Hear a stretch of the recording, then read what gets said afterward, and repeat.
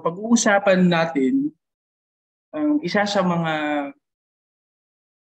pinaka dapat nating malaman patungkol sa ating mga sarili. Minsan sa buhay natin mga kapatid, tayo ay nakakaramdam ng kaguluhan, di lang sa ating sarili, kundi sa kapaligiran.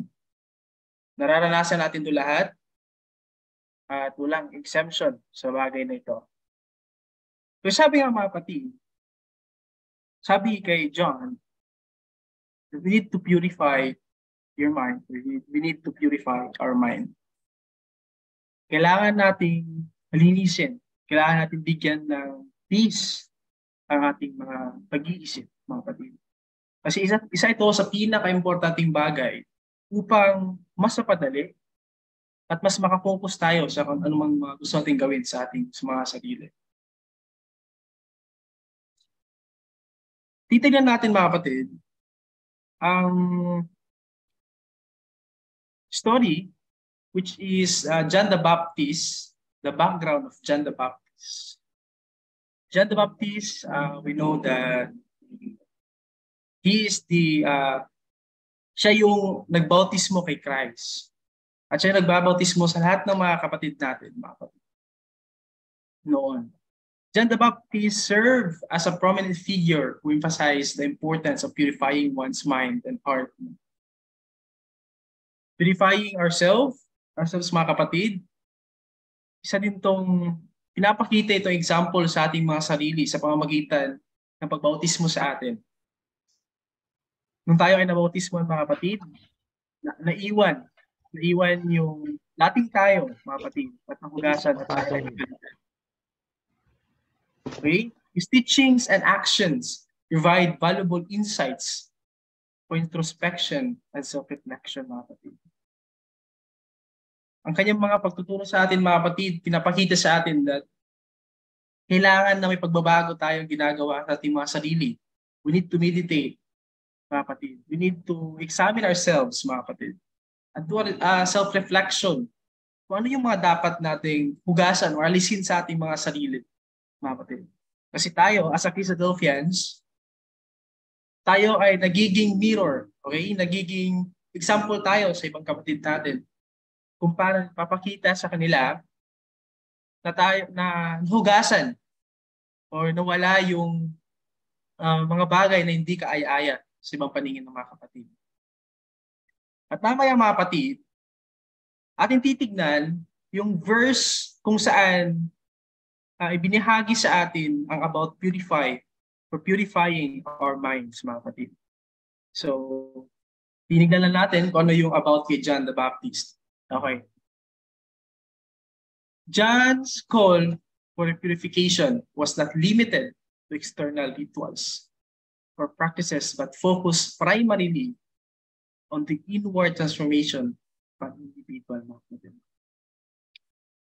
Yung pagbabagong mga kapatid, dapat ginagawa lang natin yun, hindi lang sa panlabas natin na kanyuhan, kundi kung paano natin linisin ang ating mga sarili sa panlabas mga kapatid. Kung paano tayo maligo sa araw-araw, kung paano natin linisin natin mga sarili bago pumunta sa mga trabaho. Ganun din dapat ang pamamaraan natin sa ating mga sarili. Pero di ba nga mga kapatid, hindi natin, paano ba natin mag-clear ang ating mga sarili sa panloob natin na kanya mga kapatid. Mamaya, titignan natin kung ano yung mga bagay na yan at kung paano.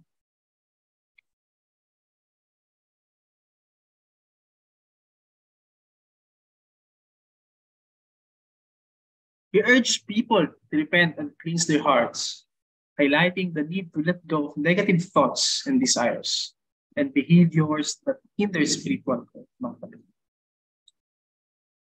Sa buhay natin mga kapatid, dahil sa mga nabubuong mga sama ng loob sa ating mga sarili, tayo nahahadlangan yung growth natin spiritually, mentally mga kapatid.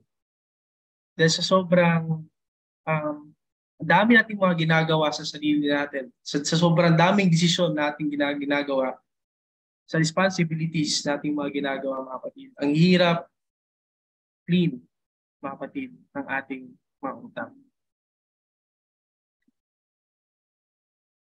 Go of the negative thoughts, mga kapatid. The desires and behavior that hinders our spiritual, sabi dito, John. Sa pamamaraan na ito, mga kapatid, we purify our minds, mga kapatid. Napipurify natin o nalilinisan natin ang ating mga sarili. At sa pamagitan nito, mga kapatid, para tayong nabautismuhan ulit, na sa panibagong pag-iisip natin, mga kapatid, na alis natin lahat yung mga ganung bagay sa ating mga sarili, ay nabibigyan natin ng halaga yung bagong tayo na haharap sa ating Panginoong Diyos, mga kapatid, na humarap at gumagawa ng mga gawain sa ating mga iglesia. John recognized that true purification begins within the depths of one's mind and is manifested in actions, mga kapatid. So, mga kapatid, ito yung para makita natin o masabi natin sa ating mga sarili that we purified our minds, mga kapatid. Kinakailangan na yung mga decision natin sa buhay ay ginagawa natin actions. Kasi, mga kapatid, kung gusto natin na malinis ang ating mga intensyon, ang ating mga isipan, mga kapatid, kailangan din gumawa ng action. What is that action, mga kapatid? Papakita natin mamaya, part sa ating slides, ang mga dapat natin gawin at kung gaano ka-importante to have a pause sa ating life or need to rest, mga kapatid. We need to rest sometimes, mga kapatid. That rest, mga kapatid, helps us para magkaroon ng growth sa ating mga sarili. Okay, mga kapatid? At magkaroon ng pag-meditate sa ating mga sarili kung paano natin mas maipa-improve ang ating mga sarili pag tayo ay may mga gagawin sa buhay. We find ourselves consumed by worldly distractions, stress, and negative influence that cloud our thinking and impact our being, mga kapatid. At ito, mostly nangyayari sa atin, mga kapatid. Minsan nahahayaan natin na tayo ay nadidistract sa mga worldly na nangyayari sa paligid natin. At yung mga negative thoughts, mga kapatid, na akala natin ay ito ay magbibigay sa atin ng peace, ay minsan ay nakakadagdag siya sa atin. Nai-influensyahan tayo sa mga negative na mga bagay, sa mga negative na tao, sa mga negative na gawain. At sa pamamagitan nito ay mas lalong nadadagdagan yung pagka-cloudy ng ating mga isip. At dadating sa point na sinisisi na natin sa ating Panginoon Diyos kung ba't nangyayari itong mga bagay nito, which is yung mga pangyayari ito, mga kapatid, ay tayo lang din ang gumagawa, mga kapatid. Kailangan natin matutunan, mga kapatid, at mismo ang Diyos, nagbigay siya sa atin ng peace. Binigay niya sa atin yung pagmamahal para sa bawat isa sa atin. Pero ano yung mga ginawa natin sa ating mga sarili, mga kapatid? We let ourselves distract, nai-stress tayo dahil sa mga negative influences. Nakakala natin ay tama, akala natin ay makapagbabago sa ating mga sarili. Ito pa ay mali. Minsan lang, mga kapatid, hindi lang ito dahil sa mga, lalong-lalo na sa mga kapatid, mismo sa tao. Mga kapatid. John's message prompts us to pause, reflect, and actively engage in the process of purifying our minds. Okay, mga kapatid? Ngayon, mga kapatid, sisimulan na natin. Bibigyan na natin ng mensahe kung paano natin i-purify ang ating mga pag-isip. Or we need our rest, mga kapatid. Kanina, mga kapatid, sa mga slides natin unang pinakita sa slides, pinakita natin dito, ano yung mga pangyayaring nangyayari sa atin. Kung ba't nagkakaroon tayo ng mga samot-saring problema sa pag-iisip natin, Ang dami-dami pumapasok sa isipan natin na dumarating sa point na hindi na natin alam yung ano yung uunahin at hindi na natin alam kung ano yung gagawin. But, titignan natin maigi mga kapatid. Kung ba't sinabi at the end of the slide, makikita natin mamaya kung ba't sinabi that we need to purify our minds and we need to rest for a while. Mga kapatid. At ito yung tanong mga kapatid. Are you taking time to rest? Sa lahat ng mga nabanggit ko kanina mga kapatid, patungkol sa kung paano gumagana ang ating pag-iisip, kung paano tumatanggap ng mga samut-saring problema ang ating mga sarili. Sa ating paglalakad sa araw-araw mga kapatid, hindi natin may di-deny na kung napapagod ng ating mga katawan at kung napapagod ng ating mga sarili, paano pa kayong utak mga kapatid? That we need to sleep sa pamamagitan ng pag-sleep mga kapatid, doon nare-rest ang ating mga utak. But the question is, are you taking time to rest mga kapatid? Which is one of the most important thing na dapat natin gawin mga kapatid. That we also need to rest mga kapatid. Kasi isa to sa nagbibigay sa atin ng energy sa ating mga sarili, bilang sa ating mga katawan, kundi mismo sa ating pag-iisip para mas makafocus tayo sa ating mga ginagawa mga kapatid. Always think about this mga kapatid. To purify our minds, the question is, are we taking time to rest? Naglalaan ba tayo ng oras para magpahinga mga kapatid? At yung pahinga na yun mga kapatid, o yung oras na yun, ay sabat ba para ma-cleanse or malinisan or maagapan ang mga sobrang pagod nating nararamdaman sa araw-araw. Students, lahat ng klase mga kapatid, students, workers, students, employees, marami pa.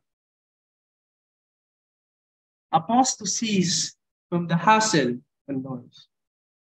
Life so we are able to seek His will and determine our steps. Sometimes mga kapatid, sa dami-dami nating ginagawa, sa dami-rami ng ginagawa natin sa ating mga sarili, hindi na natin alam kung saan tayo magsisimula at kung paano tatapusin. Kapatid. Lalong-lalo na kung may mga responsibilities tayo na sa work o sa eskwelahan at may tinatawag tayo na deadline. At yung deadline na yun, dapat natin matapos. Need ba natin mag-rest mga kapatid? Sabi nga dito, a pause to cease from the hustle. Seek His will and determine our steps. Okay. Sa pamamagitan ng pag-rest natin mga kapatid, pag-pause natin mga kapatid, mas nadidito na nalalaman natin kung paano at kung paano natin simulan ang ating mga nakarin sa buhay mga kapatid. So napaka-importante mga kapatid ang pagbibigay natin ng rest sa ating mga sarili. Hindi natin sinasabi na nagre-rest tayo palagi, na wala tayong halos need natin gumalaw palagi, but need natin ito mga kapatid upang mas ma-determine natin kung ano yung mga lakarin na dapat natin gawin mga kapatid. Sabi nga in Mark 6, verse 31, sa mga panahon ito mga kapatid, I think this is the time nagkagulo. This is the scenario where yung feeding of the 5,000 natin. Na nagkagulo. And then, sabi ni Christ sa kanyang disciples, that come with me by yourself to a quiet place and get some rest. Sa panahon ng kaguluhan mga kapatid, sa panahon na tayo ay sobra ng punong-puno sa ating sa nangyayari sa paligid natin, sobrang gulong-gulo ng ating mga sarili mga kapatid. Hinihikayat tayo ng ating Panginoong Diyos o ng ating Panginoong Jesucristo na kailangan nating libangin ng ating mga sarili. Bigyan natin ng rest ang ating mga sarili upang tayo ay kumalma at ganyan din ay malinis o ma-purify ang ating mga pag-iisip mga kapatid. Come with me by yourself to a quiet place and get some rest mga kapatid. It's very important, mga kapatid, na rest po tayo. On the following slides, mga kapatid, there's mga dapat din nating matutunan in terms of how we put rest on ourselves, mga kapatid. Kung paano natin ibibigay yung rest sa ating mga sarili. Paano kung hindi tayo nakakapag-rest kasi ang dami nating mga ginagawa sa buhay, ano yung mga dapat natin gawin? And paano tayo lumapit sa ating Panginoong Diyos when we're taking our rest? See this, ito yung mga sinabi dito, mga kapatid. Seek His will and determine our steps. Yung pinakita natin kanina, which is our keyword. Spend time with God so we are able to listen to Him. The only way, mga kapatid, isa sa mga way, not the only way, isa sa mga way para mas mabigyan natin ng peace ang ating mga sarili. So we need to seek His will, mga kapatid. At ating isiping maigi, kung ano, yung mga nilalakad ba natin, mga kapatid, ay para ba sa ating Panginoong Diyos? Okay? Nakakabubuti ba sa sarili natin, mga kapatid? O nakapagbibigay ba ng kalugod-lugod sa ating Panginoong Diyos? We need to spend time with God so we're able to listen to Him. I think, mga kapatid, we have this, yung mga pangyayari na COVID-19 pandemic, last years, mga kapatid, isa ito sa mga way ng ating Panginoong Diyos to get some rest, mga kapatid. Kasi I think napaka-busy na natin sa ating mga works, sa ating mga schools.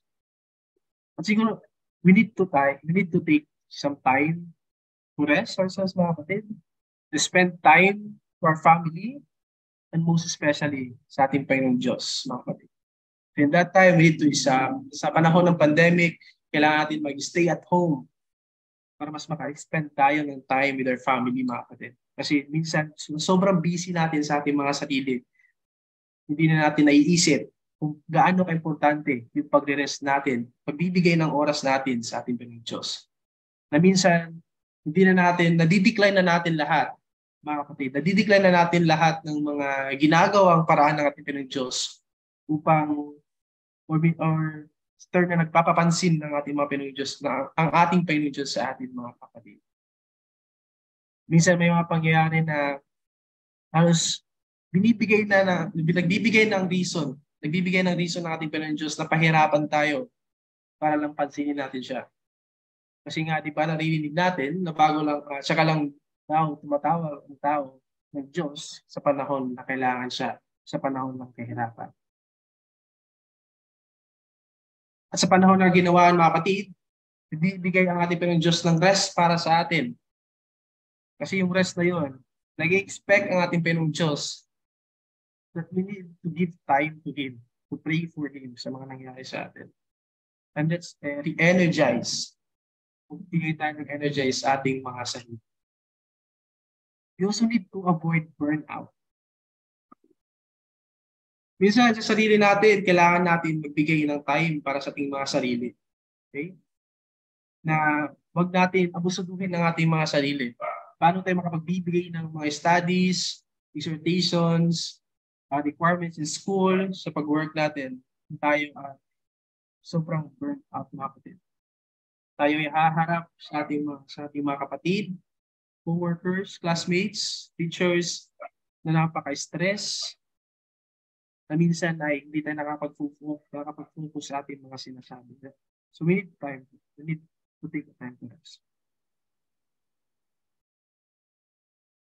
To keep serving Him in whatever capacity we have been. Isa din ito, mga kapatid, na in order for us to have rest in our minds, to have peace in our minds, mga kapatid, si God mismo magbibigay sa atin ng peace. Siya mismo nagbibigay sa atin ng comfort in times of troubles, mga kapatid. Kasi alam natin na siya nagbibigay ng pagmamahal sa atin na hindi kayang ibigay kahit sino.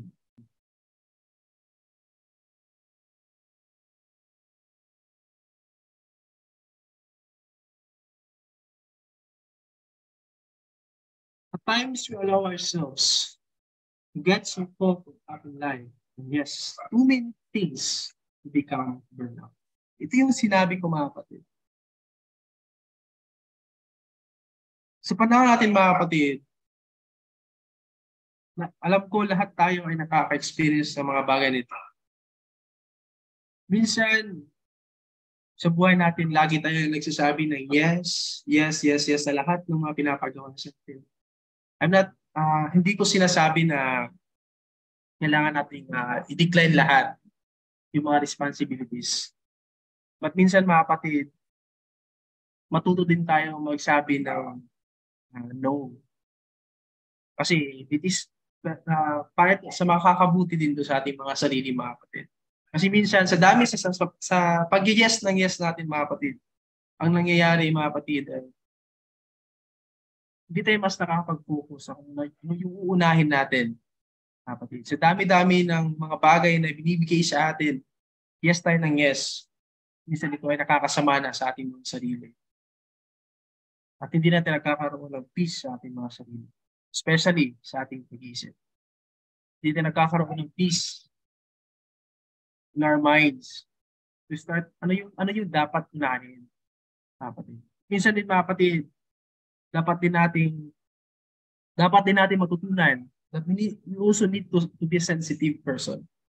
Kailangan din natin tumingin sa ating mga kapatid o sa ating mga kaibigan kung gaano ka-stress ang kailang buhay at minsan dagdag tayo ng dagdag na hindi natin nagagawang kamustahin ang taong ito.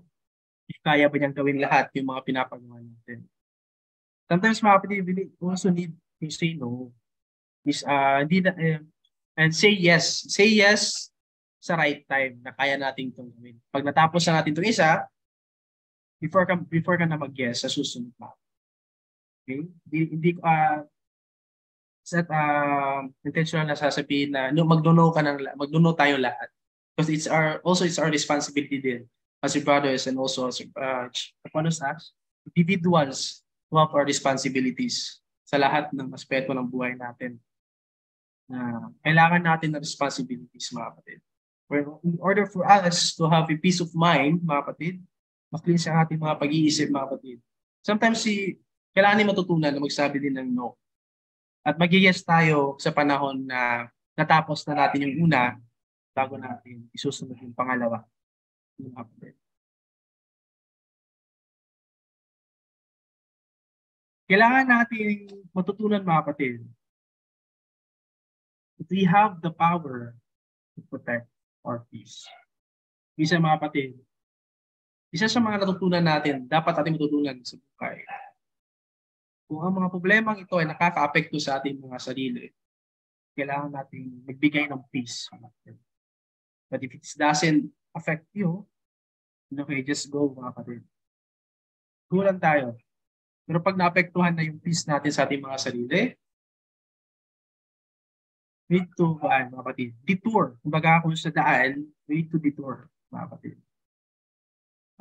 Lubayan natin yung bagay na makasisira ng ating mga peace. Pero mga kapatid, di ba, when times get tough, it can be difficult to find peace. Minsan din sa mga buhay natin, mga kapatid, sa mga panahon na napakahirap, ang daming nating problema ang iniisip sa buhay. Napakahirap din minsan magbigay ng peace. Hindi tayo nakakatulog ng maayos, hindi tayo nakapag-uusap ng maayos. Pero mga kapatid, may mga dapat tayo matutunan in regards with this, mga kapatid, na kahit gaano kahirap maghanap ng peace para sa ating mga sarili. Alam natin, mga kapatid, yung sinabi in Matthew chapter 11 verse 28, "Come to me, if you are weary and burdened, and I will give you rest." Ano yung pinaka-the best na gawin natin?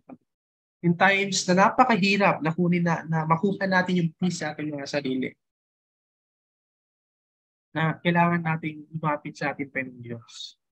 Ito lang yung makapagbibigay sa atin ng healing, mga kapatid. To heal yung peace na hinihingi natin, na kailangan natin lumapit sa ating Panginoon Diyos, at kailangan natin mismo ating Panginoon Diyos, mga kapatid, na magbigay siya sa atin ng kapahingahan. To give rest in our minds, to give peace in our minds, mga kapatid, and to purify our minds, mga kapatid. So ito dapat pala, yung mga gagawin natin, mga kapatid. If we're finding our peace, mga kapatid, then ang hirap nating hanapin yun, yung mga sarili. Kailangan lang pala din natin lumapit sa ating Pinoy Diyos. Siya mismo ang gagawa ng paraan upang mabigyan tayo ng peace, mga kapatid. And when you're ready to face these situations, then, mga kapatid, look to Bible as a source of finding peace of mind. One of the most powerful thing, mga kapatid, na dapat natin gawin kung tayo ay nagharap sa napakahirap na sitwasyon sa ating buhay, na minsan, mga kapatid, naisip natin, kaya pa ba natin tapusin yung mga bagay na ito? Let's have time.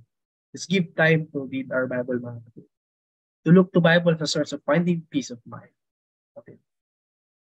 Kasi alam natin, sa pamamagitan ng mga nakasulat sa Biblia, mga kapatid, mabibigyan tayo ng reflection o ng meditation sa ating mga sarili that even peace, mga kapatid, is nakaplan o pinagkakaloob na pala sa atin ng ating Panginoong Diyos.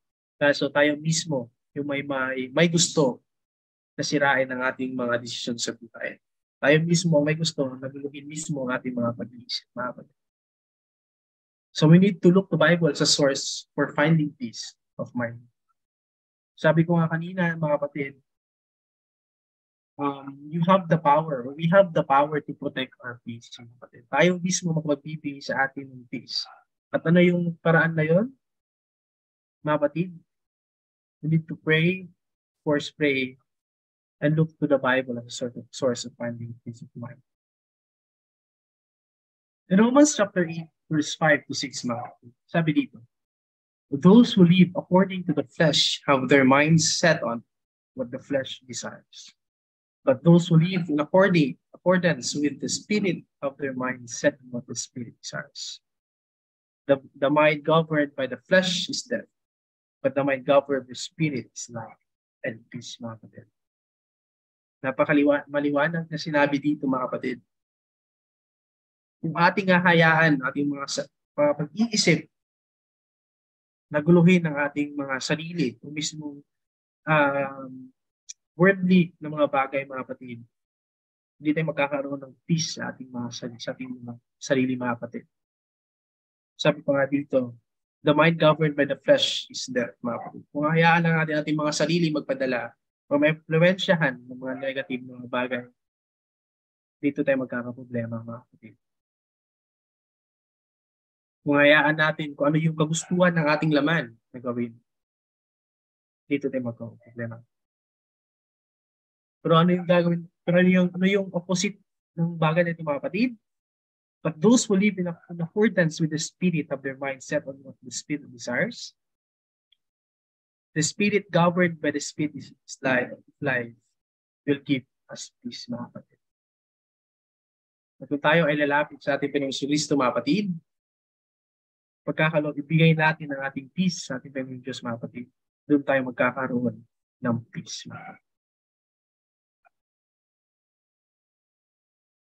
Mga kapatid, we need to find things that bring you peace. Hanapin natin yung mga bagay na nagbibigay sa atin ng peace. May mga sarili-sarili tayong paraan to give peace to ourselves. Meditation, listening to music. Nagbibigay din ng peace sa atin nagbibigay ba ng peace sa atin ang ating mga kapatid? Or nasisira ba yung peace natin dahil sa mga kapatid? Or yung peace ba natin sa pamamagitan ng family? Yung peace ba natin sa pamamagitan ba ng pag-travel natin? Yung peace ba natin sa pamamagitan ng pakikinig ng mga Bible study? We need to find things that bring you peace, mga kapatid. I think walang mali sa mga bagay na yun. But ang mali dun mga kapatid is yung naghahanap tayo ng peace sa ating sarili na hindi natin kasama ang ating Panginoong Diyos. Sa lahat ng aspeto nating buhay mga kapatid, finding peace sa ating mga sarili, kailangan nating lumapit sa ating Panginoong Diyos at humingi ng guidance sa Kanya, mga kapatid. In order for us, para mabigay niya sa atin kung ano yung peace na dapat para sa atin. Kung ano yung paraan ng peace na ibibigay sa atin ng ating Panginoong Diyos. Sabi John, mga kapatid, this is what John said. I think this is the second to the last slide sa aking study sa mga oras ito, mga kapatid. Sabi nga in John 14. Kasi ito yung ibig ko sabihin, mga kapatid. Ano yung connect ni John? Ano yung connect ni John sa purify our minds, mga kapatid? Is that sa dami-dami pala ng mga nangyayari sa atin, kailangan natin na lumapit sa ating Panginoong Kristo in order for us to have peace. Do not let your hearts be troubled. You believe in God, believe also.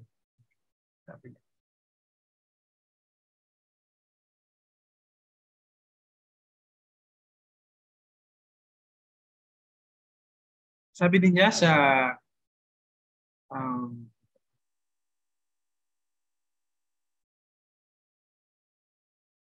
sabi din niya in verse 27, peace I leave with you. My peace I give you. I do not give to you as the world gives. Do not let your hearts be troubled and do not be afraid, mga kapatid. Ito yung huling verse na sinabi, mga kapatid, na dapat nating isa puso ilagay sa ating isipan, mga kapatid. Na kailangan pala, kung ba't sinabi yung theme na yun, na purify your minds, mga kapatid. Kasi minsan, nawawala yung focus natin sa kung ano yung mga dapat natin gawin para sa Diyos, mga kapatid. Kasi napapalitan ito ng napakadaming problem sa buhay. Problem sa lahat ng aspeto ng ating buhay, mga kapatid. Yung kailangan lang natin gawin, mga kapatid. Huwag natin hayaan ating puso at isipan na magkaroon ng trouble. Kailangan nating harapin minsan yung mga fears natin sa buhay para malagpasan natin yung mga bagay na yon. Kapag nalagpasan natin yung mga bagay na yun, mga kapatid, lead to us guidance sa ating Panginoong Diyos. Tsaka tayo magkakaroon ng peace. Dahil sabi nga sa atin, mga kapatid, mismo ang peace, mga kapatid. Peace I leave with you. My peace I give you. I do not give to you as the world gives, mga kapatid. Do not let your hearts be troubled. Do not be afraid, mga kapatid. Natawa, mga kapatid, sa aking maikling study sa hapon ko ay sana nabigyan ko kayo ng kaunting kalaman lang sa mga bagay nito. Minsan, we need to pause. Napaka-importante sa ating buhay to rest for a while, mga kapatid. Na ikayatin natin ang ating mga sarili na sa pamamagitan ng rest na yun, mga kapatid, mas na-organize yung mga dapat natin gawin. Kaya nga, di ba, may gabi. Kaya nag-i-exist yung gabi. Kasi yun yung time na tayo nagpapahinga. Pero kung yung dapat na tayo na nagpapahinga din tayo, mga kapatid, kasi yung time na ginagawa natin sa mga makmundong bagay, tayo din kakaroon ng consequences sa ating mga sarili. At nawa, mga kapatid, sa aking maikling study, insights about purify your minds, ay nagkaroon tayo ng maliit na magka-counting kaalaman. Maraming salamat sa pakikinig at magandang hapon sa ating.